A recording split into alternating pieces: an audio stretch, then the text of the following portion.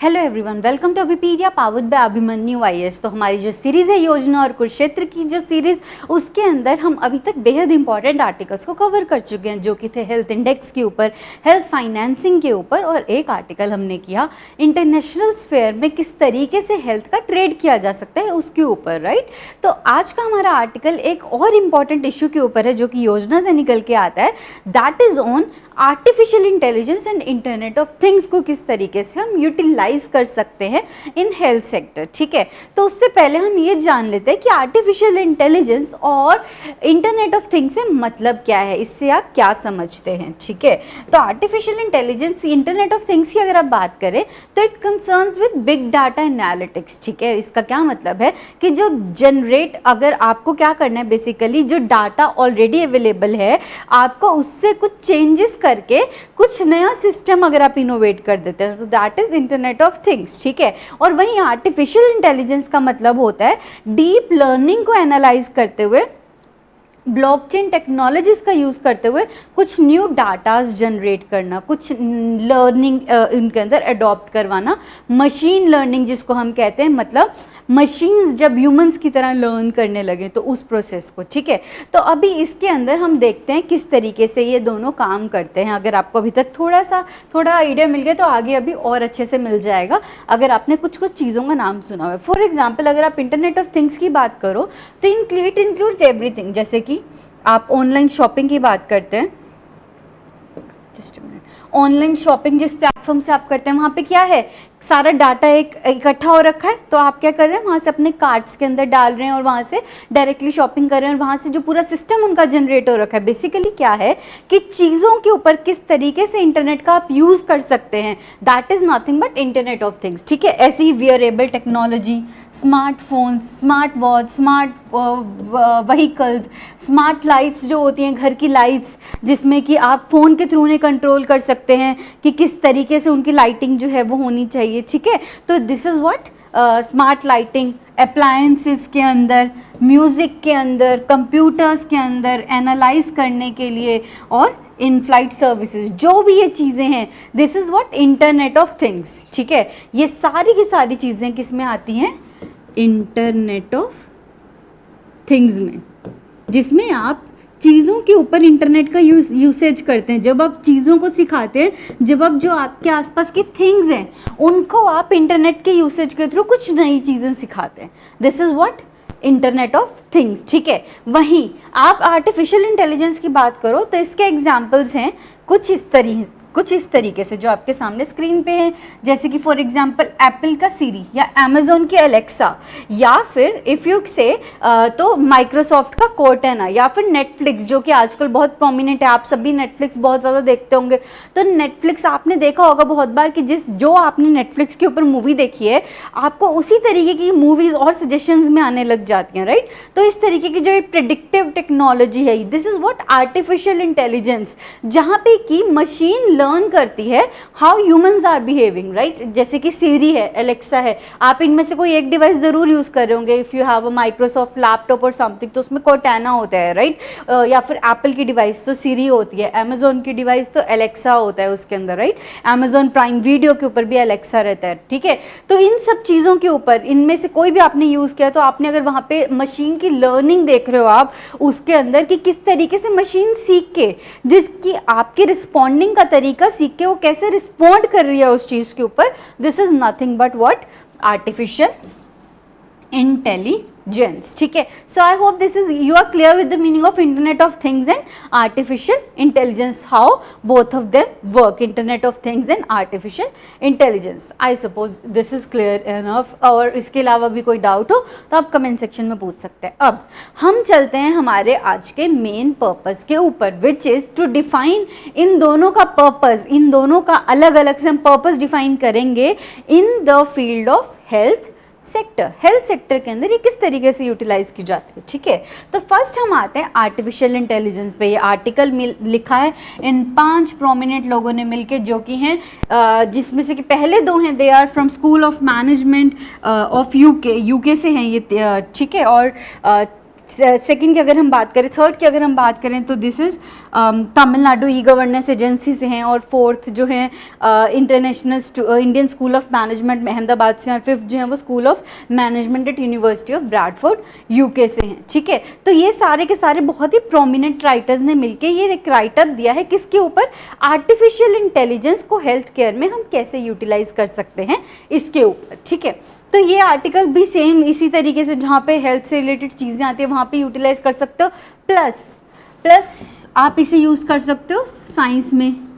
Science वाला जो part है उसके अंदर अगर आर्टिफिशियल इंटेलिजेंस और हमारा इंटरनेट ऑफ थिंग्स के ऊपर कोई भी क्वेश्चन आता है, लेटेस्ट टेक्नोलॉजीज़ के ऊपर कोई क्वेश्चन आता है कहीं पे भी, तो आप वहाँ पे ये सारे एग्जाम्पल्स जो है वो कोट कर सकते हो जो हम आज करने वाले हैं, ठीक है।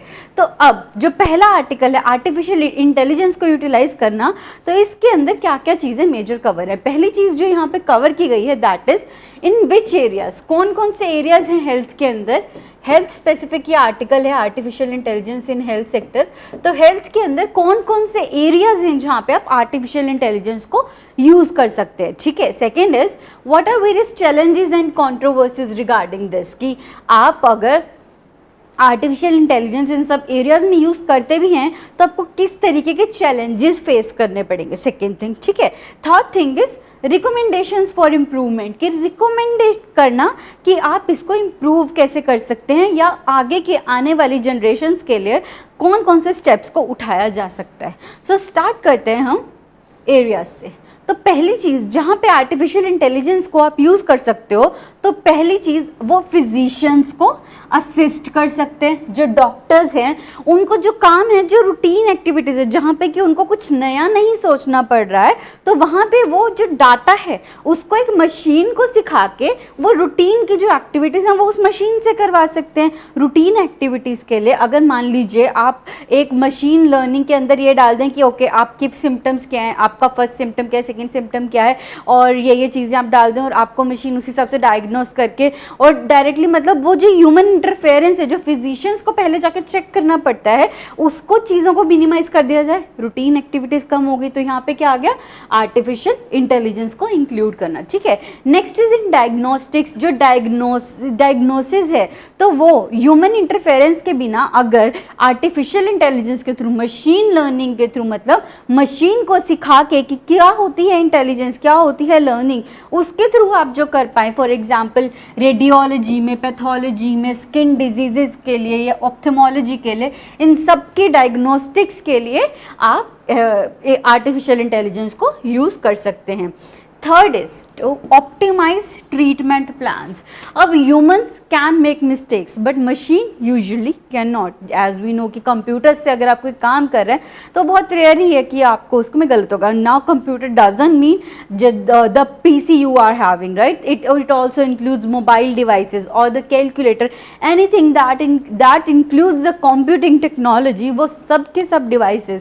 तो यहाँ पे क्या होगा, अगर किसी को कोई ट्रीटमेंट प्लान देना तो ह्यूमन स्पेसिफिक आप देख सकते हो कि किस पर्सन के लिए कैसा ट्रीटमेंट प्लान देना है, ठीक है।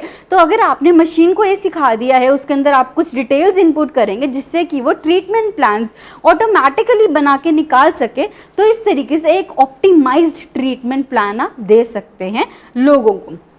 Third thing, fourth thing is monitoring and ensuring compliance, कि आपने अगर उसके अंदर डाटास डाल दिए और आप उससे ये सिखा सको कि कैसे ये देखना है कि कंप्लायंस हो रहा है कि नहीं हो रहा है, कि आपने तो ये ट्रीटमेंट प्लान बना दिया पर आपको नहीं पता कि जो आपका पेशेंट है वो घर पे जाके किस तरीके से काम कर रहा है, राइट। तो आपको उसकी मॉनिटर करना, इंश्योर करना कंप्लायंस को कि वो कंप्लाई भी कर रहा है उन सब चीज़ों के साथ।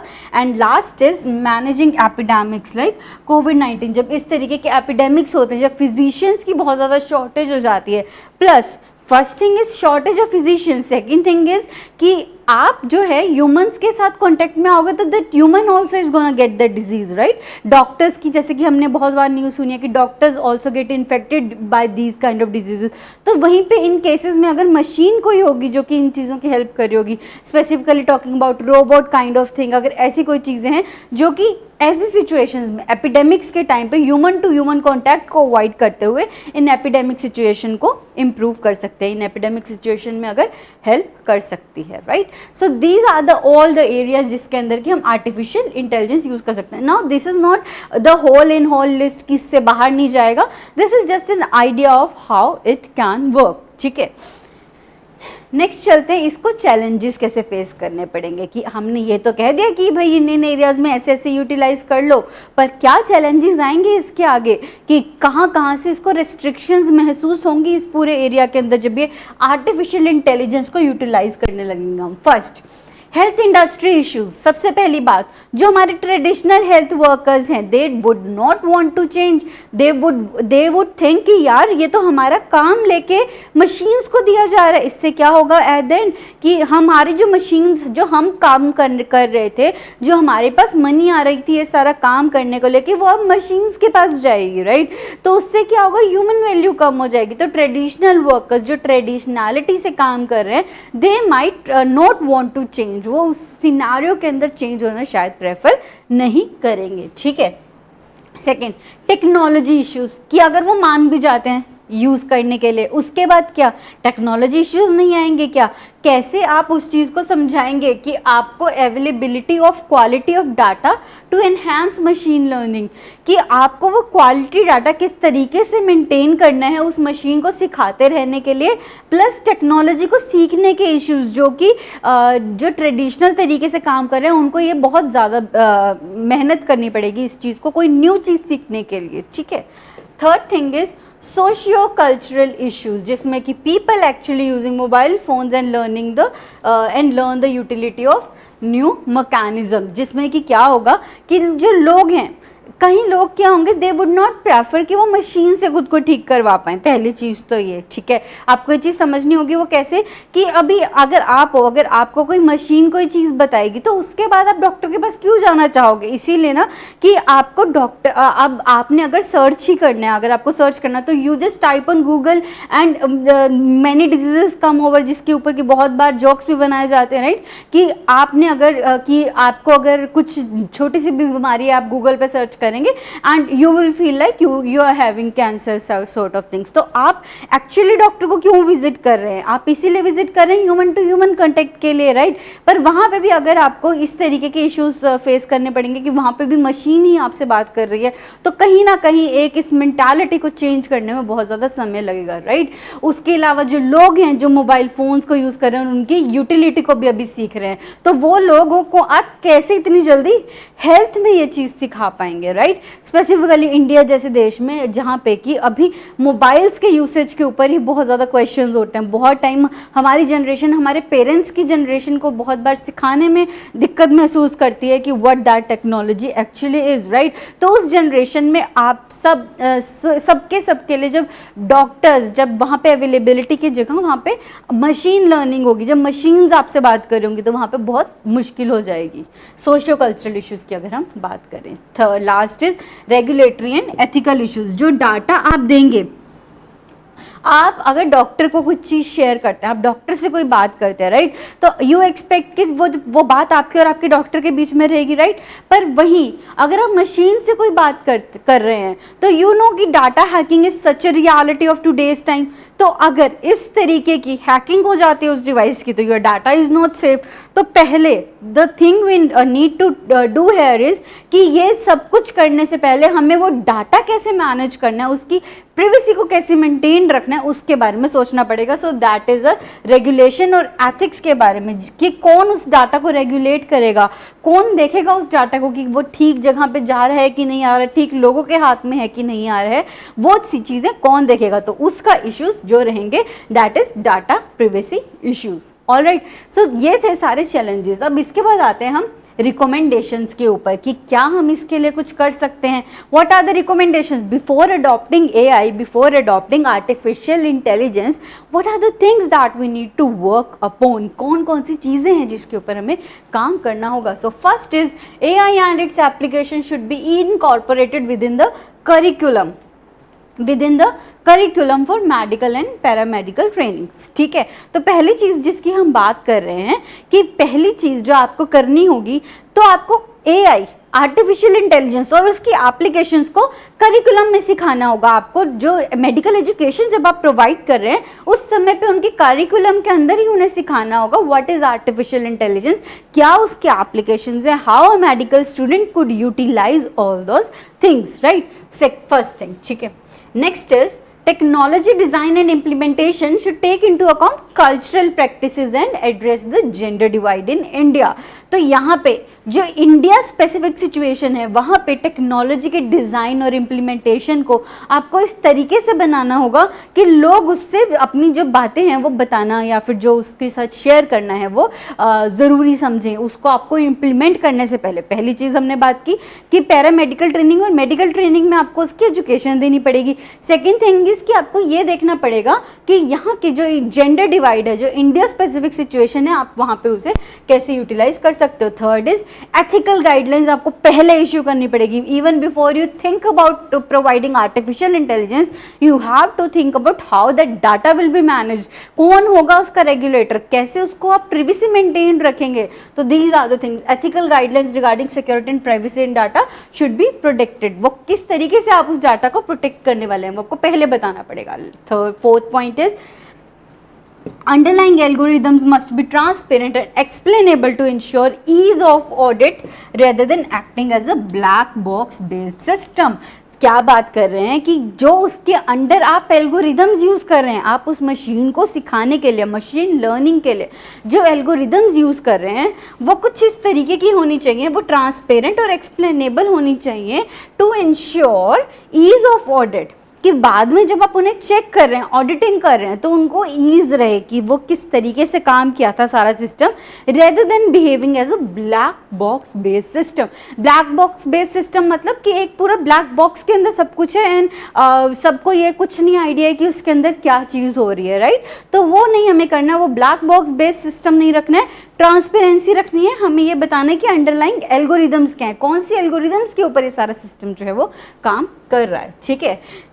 Next is should not exhibit bias, कि किसी भी तरीके का बायस नहीं करना है टेक्नोलॉजी को। Racial, gender, pin code based gender discrimination मतलब कि एक रीजन को आप प्रोवाइड कर रहे हो बट एक रीजन को आप प्रोवाइड नहीं कर रहे हो, तो इस तरीके की चीज़ें। Racial you can understand, gender you can understand, इस तरीके के आपको डिस्क्रिमिनेशन से बचते हुए किस तरीके से आर्टिफिशियल इंटेलिजेंस का मैक्सिमम आप यूटिलाइजेशन कर सकते हैं, that is you have to learn, right. Next is must confirm to human values in ethics, कि ये सारा जो सिस्टम है it must confirm to what human values in ethics. लोग किस तरीके के, लोगों की वैल्यूज क्या कहती हैं, लोगों के एथिक्स क्या कहते हैं, उसके साथ कन्फर्म करना बहुत ज़्यादा ज़रूरी है। Next is it must be tested against all 7 deep max parameters. Now these are the parameters that are utilized to check any artificial intelligence technology। जो भी artificial intelligence technology आती है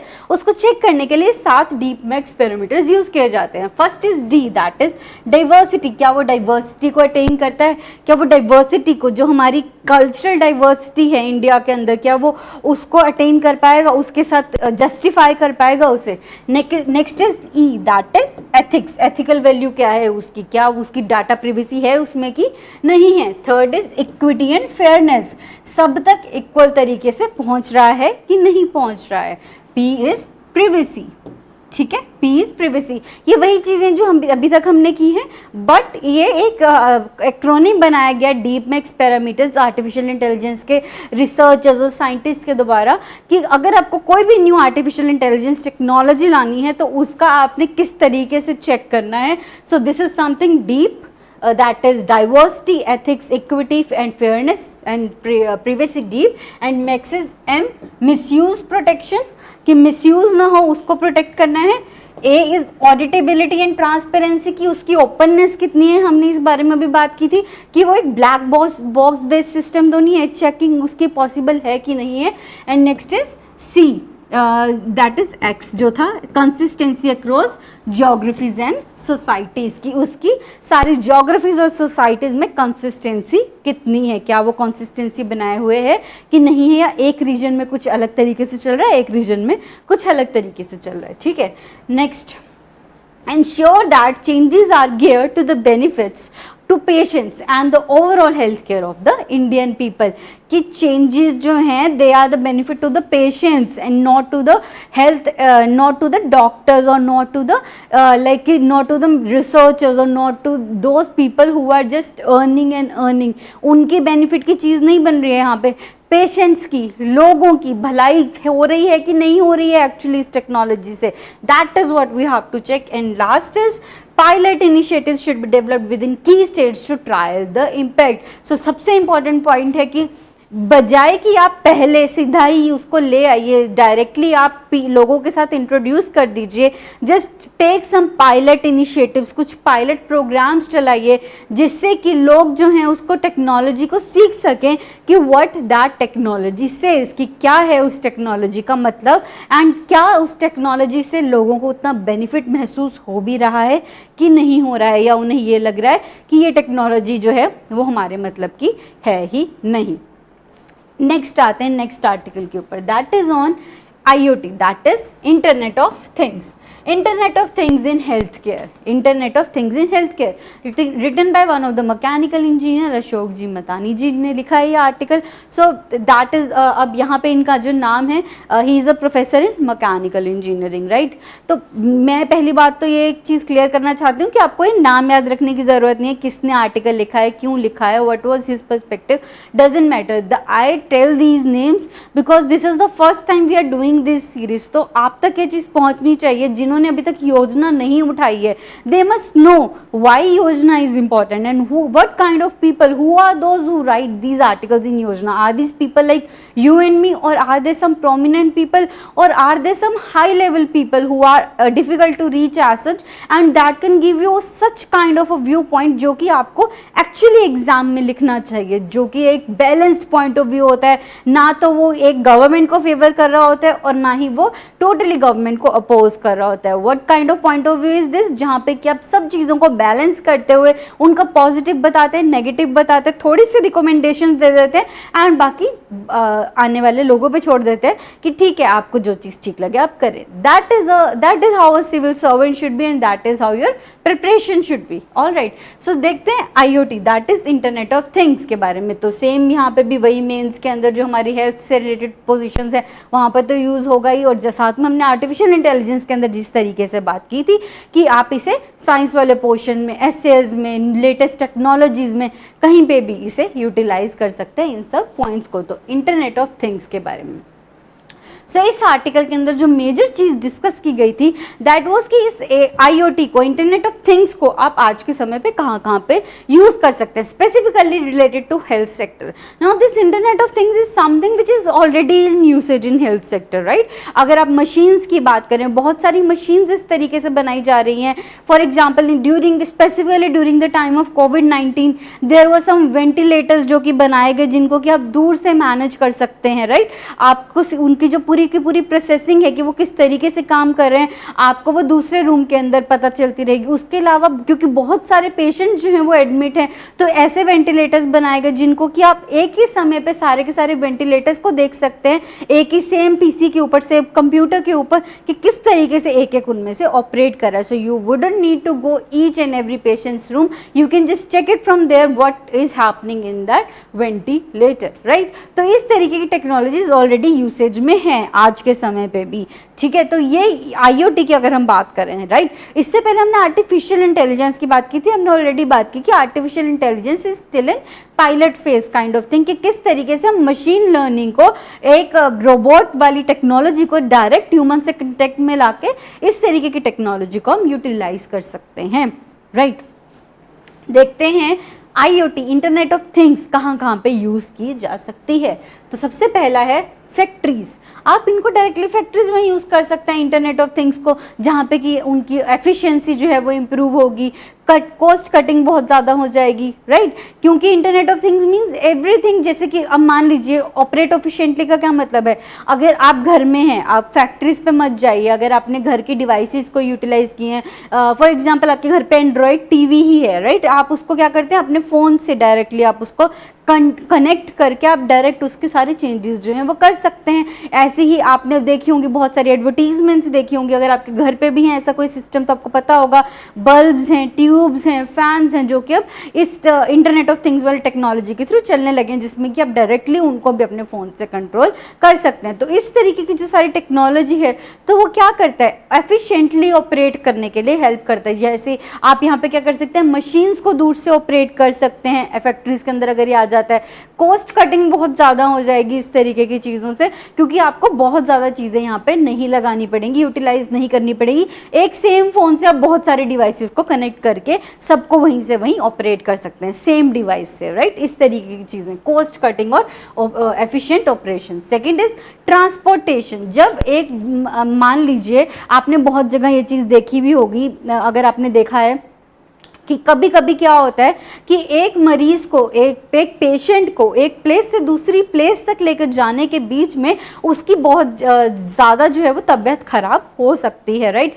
तो इस तरीके की सिचुएशन में जब ट्रांसपोर्टेशन आप कर रहे हैं तो वहाँ पे मेंटेन टेम्परेचर रखना, दूर से आप कैसे टेम्परेचर मेंटेन कर सकते हैं, और उसके अलावा ड्राइव सेव करना, ये सब चीज़ें आप दूर से देख पाएंगे अगर आप यहीं पे इस तरीके की टेक्नोलॉजी यूज़ कर रहे हैं, IoT टाइप, ठीक है। तो आप यहाँ पे क्या कर सकते हैं, आप मान लीजिए कि for example, one of the example I will give you is कि मान लीजिए कि छोटे बच्चे हैं जिनको कि स्कूल बस की ड्राइविंग के थ्रू लेके जाया जा रहा है, ठीक है। तो आप दूर से जो उनकी कैमरास के अंदर जो रिकॉर्डिंग है, तो आप उसको दूर से जो ऑब्जर्व कर सकते हैं फ़ोन के अंदर, बिना वहाँ पे बच्चे के साथ हर टाइम पे रहे हुए। तो what is this, nothing but internet of things, यही उसकी सारी यूटिलाइजेशन है, ठीक है।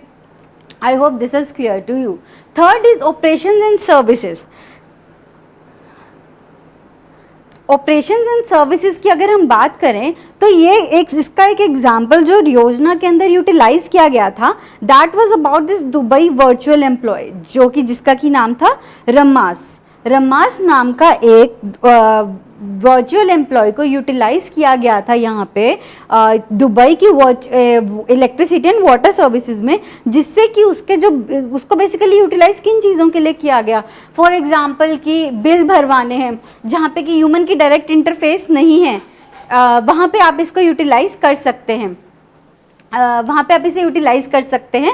और डायरेक्टली आप कई चीज़ें जो हैं वो डायरेक्टली आप रोबोट टाइप लोगों को दे सकते हैं, जिसमें कि आपको डायरेक्टली वहाँ पे इंटरेक्शन नहीं करना पड़ेगा, ठीक है।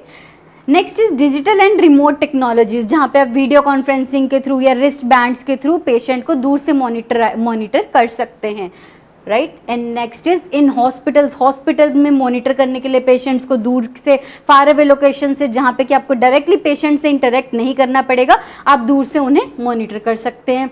Next is connecting medication and home care. मान लीजिए कि जो डॉक्टर्स हैं उन्होंने मेडिकेशंस तो दे दी, बट उनको घर पे याद दिलाना, उनको डायरेक्ट हर टाइम पे रिमाइंडर्स, अलर्ट्स देना, रियल टाइम रिकॉर्ड्स मेंटेन करना उन सब पेशेंट्स के, ये सब काम भी इसका IoT का रहेगा। Next is maximising patients attended daily plus minimising need to come to hospitals, की आप ज़्यादा से ज़्यादा टू प्रोंग्ड इसके फायदे हैं। फर्स्ट इज कि आपने पेशेंट जितने एक दिन में अटेंड हो रहे हैं उनको इंक्रीज कर दिया, सेकेंडली आपने उनकी हॉस्पिटल आने की नीड को ही कम कर दिया, तो पेशेंट्स कम से कम हॉस्पिटल्स में आएंगे। Next is Covid type situation अगर कोई अगली बार होती है तो घर से होम क्वारंटाइन लोगों को हॉस्पिटल्स में डायरेक्ट दूर से ही उनको मैनेज किया जा सकता है कि किस तरीके से आपको उन्हें मेंटेन करना है। अब हम एंड में इसका आर्टिकल को एंड करेंगे आज के इस लेक्चर को विद सीइंग दिस कि IoT और AI में रिलेशन किस तरीके का है, कि अगर आपने इंटरनेट ऑफ थिंग्स और आर्टिफिशियल इंटेलिजेंस को अगर आपने रिलेट करना है, how can they be related. So first thing is they are highly interrelated. हम ये खुद भी समझ सकते हैं, अभी तक जो भी हमने एग्जाम्पल्स देखे IoT और AI के लिए, तो हमने अभी तक देखा कि वो बहुत ज़्यादा इंटर रिलेटेड है, ठीक है। तो अब हमने यहाँ पे ये देखना है कि किस तरीके से, पहली चीज़ तो ये कि प्रोलिफरेशन ऑफ IoT, जहाँ तक इंटरनेट ऑफ थिंग्स प्रोलिफरेट कर पाएगा वहाँ पे वो फैसिलिटेट कर देगा establishment of a highly interconnected digital ecosystem को, राइट। सेकेंड थिंग क्या होगी, इसके कारण क्या होगा, AI इस सिस्टम को यूज कर सकता है, इस पूरे इंटरकनेक्टेड डिजिटल इकोसिस्टम को यूटिलाइज करके वो और डीप लर्निंग सिस्टम्स को इंट्रोड्यूस कर सकता है, जिससे कि आप हेल्थ केयर को और अच्छे से अंडरस्टैंड कर पाएंगे, ठीक है।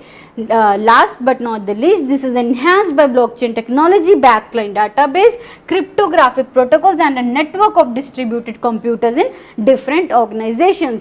हर जगह पे अलग अलग कंप्यूटर्स अलग अलग ऑर्गेनाइजेशंस में सेम नेटवर्क से कनेक्ट हो जाएंगे और यहाँ से एक तरीके से इन्हें मैनेज कर पाएंगे to in different organisation integrating peer to peer network to ensure that data is copied in multiple physical locations with modified algorithms, कि एक ही पर्सन के पास डाटा का एक्सेस नहीं है, अलग अलग लोगों के पास है, प्लस मॉडिफाइड है वो एल्गोरिदम कि सेम ही आप हर जगह पे यूज नहीं कर रहे हैं, राइट। तो ताकि वो डाटा जो है वो ट्रेसेबल भी रहे और आप उसको डायरेक्टली लोगों तक पहुंचा भी पाएं कि what exactly is that you want for the future. All right, so I hope this lecture is clear to all of you. Thank you so much for listening to me very patiently. Do share our channel, do like this video, और आप किस तरीके की और कोई video चाहते हैं तो do tell us in comment section. कोई डाउट हो तो वो भी आप हमसे comment section में जाके पूछ सकते हैं. Thank you so much.